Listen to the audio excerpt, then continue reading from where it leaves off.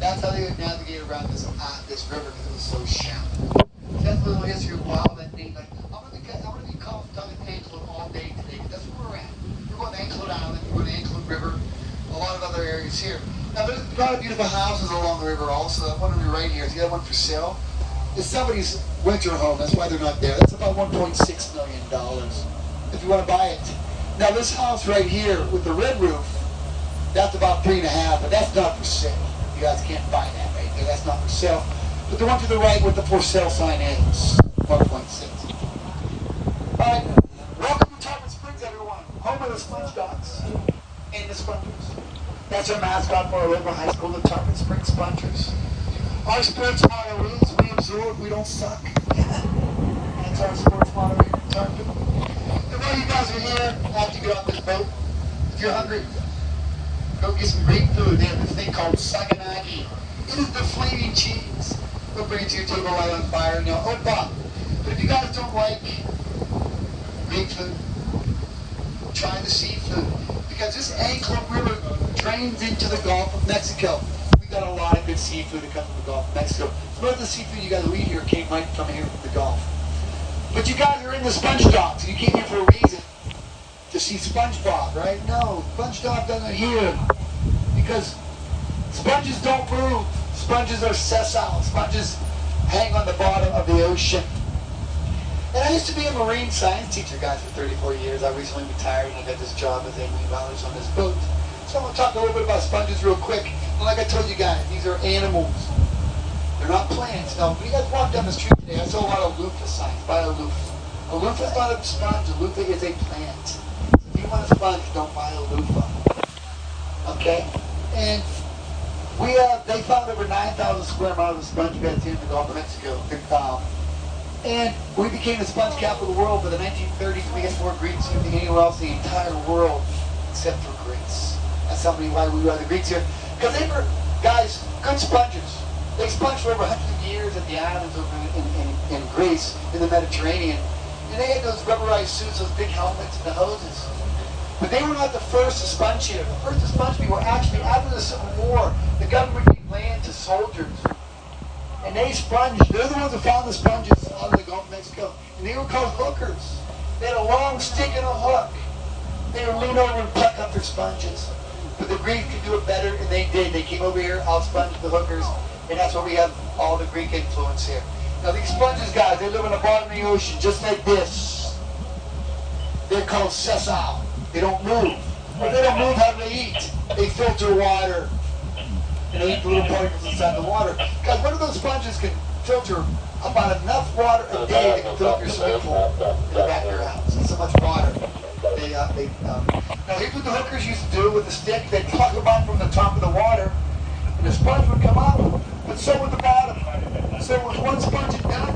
But the Greeks learned when they go down there, they cut them off, leaving a couple inches behind, and that couple inches grew up to be a bigger and better sponge. So when you guys see sponges with the flat bottom, they don't grow that way. That's how the Greeks cut them to make them grow better. So it makes them more sustainable. Okay? So if you guys got a chance, 2 sponges you guys can buy here, or more than 2, but 2 that are popular. The wool sponge used for bathing. This one right here. Oh, no, we don't harvest this here. This is harvest at a Walmart. Yeah, I don't forget that one. Sorry, I don't know where that came from. And then the yellow sponge. This is the one used for cleaning. It's very sturdy. It can last you for 2 years if you take care of it. Hardly any bacteria will grow on it. And then finally, guys, I mentioned sustainability. So pick one of these up, guys. You can't get them anywhere else but here, but Greece. And it's expensive right now to fly to Greece to get a sponge. So I want to give you guys an opportunity to do so. All right, guys. We're going to head down the river and go out to the Gulf. It's going to get really, really windy, so if you have anything loose, make sure you guys are hanging on to that stuff so it doesn't fly away.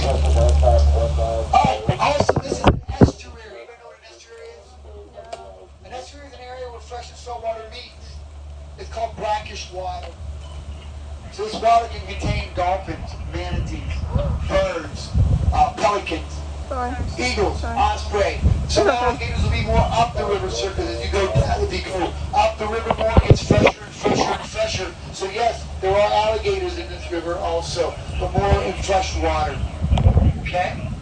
Alright guys, if you guys bought a drink ticket, that's a red, white, or blue ticket, as I walk around, flash me the ticket. Alright? And I will bring you guys drinks to you.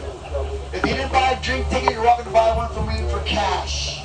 Rum runners and margaritas for 8, beer and wine for 4, water Gatorade sodas for 3.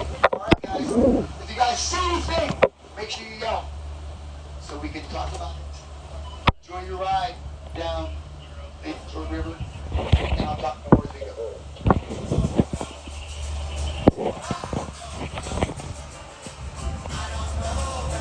Where are you guys all from? Indiana. Indiana? We drove here. Drove here? How long did it take you? 12 hours. Well, all in one car? A van?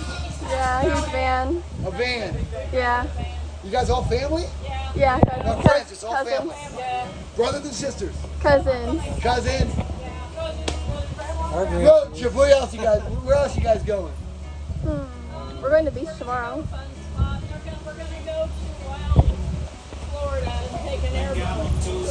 You done the Everglades? Not sure how far. Oh, you already been to Disney already? It's cold. That's cold. But you already have been to Disney. So where are you guys staying now? Okay. Yeah. And then on the way up, you're going to stopping anywhere?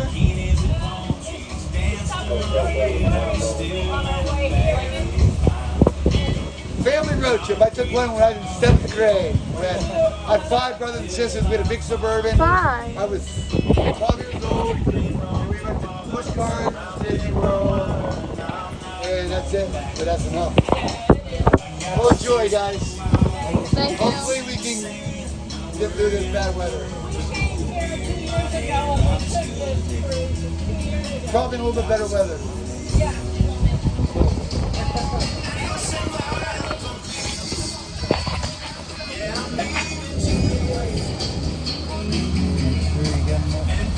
Who drops it?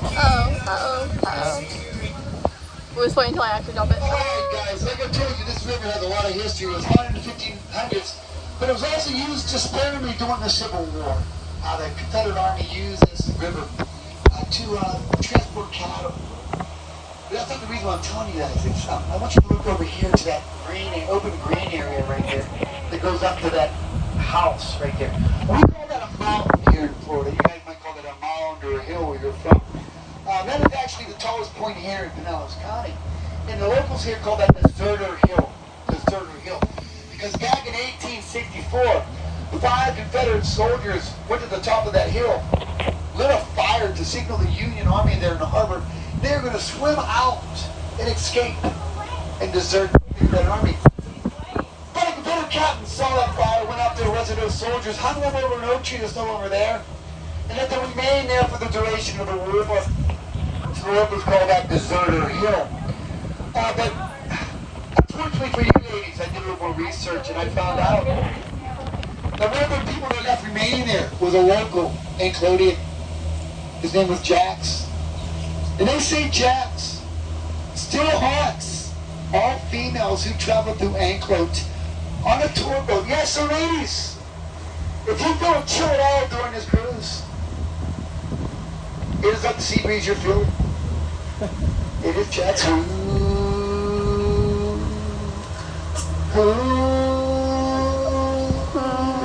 Sir, you're the only one with a hat on right now.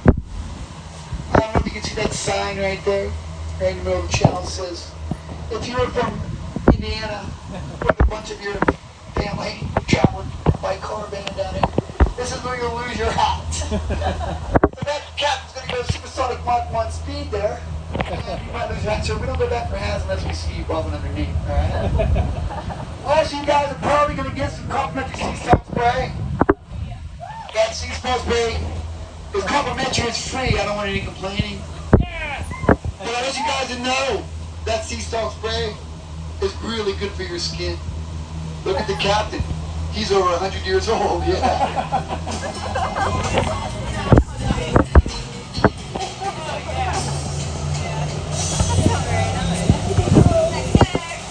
I'm at 20%.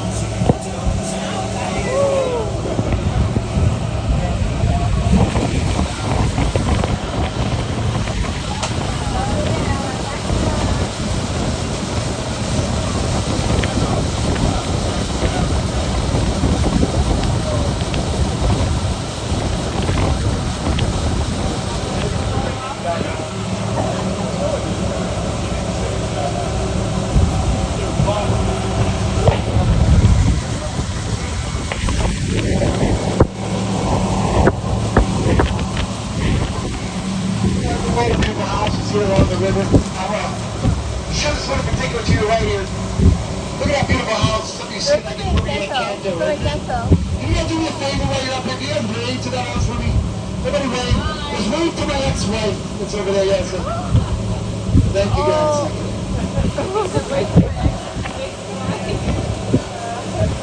That's my hair.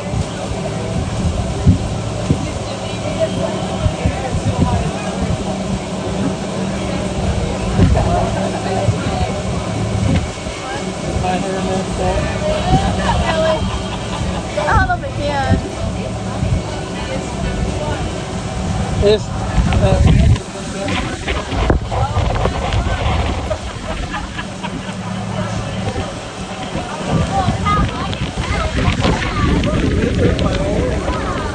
especially on top.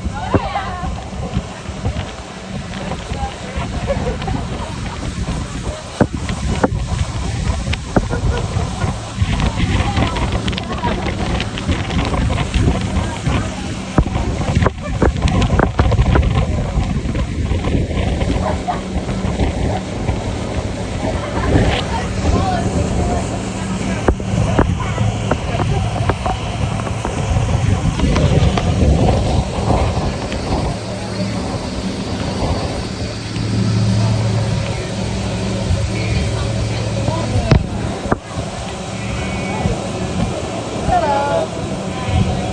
Got bangs now.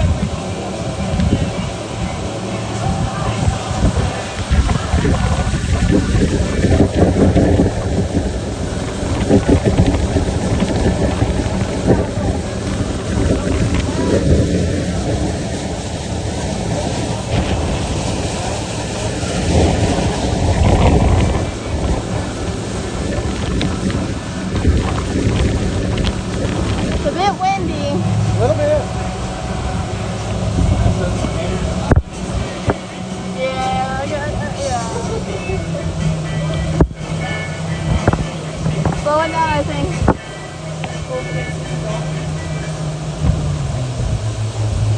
Alright guys, we are now coming to the end of the river, and where a river meets a larger body of water that's called the mouth of the river, okay? So we're in the mouth of the river, and what this is, guys, this is the Anclote River, and everything you guys can see here is the Anclote.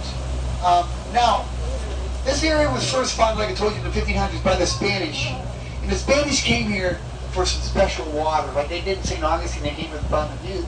Well, they came here for some special water, and for 1,000 years, Indians lived along this beach right here. You see those brown mounds right there? Those are the old Indian mounds. They're not burial ground. They already did a study there. It's like a landfill for the Indians. And the Spanish came here because there's a boat ramp up here that used to be a natural spring, and the Indians called it Sweetwater. And I'll explain to you guys more of that when we get back on the way back in. So right now, that's the Anclote River Park.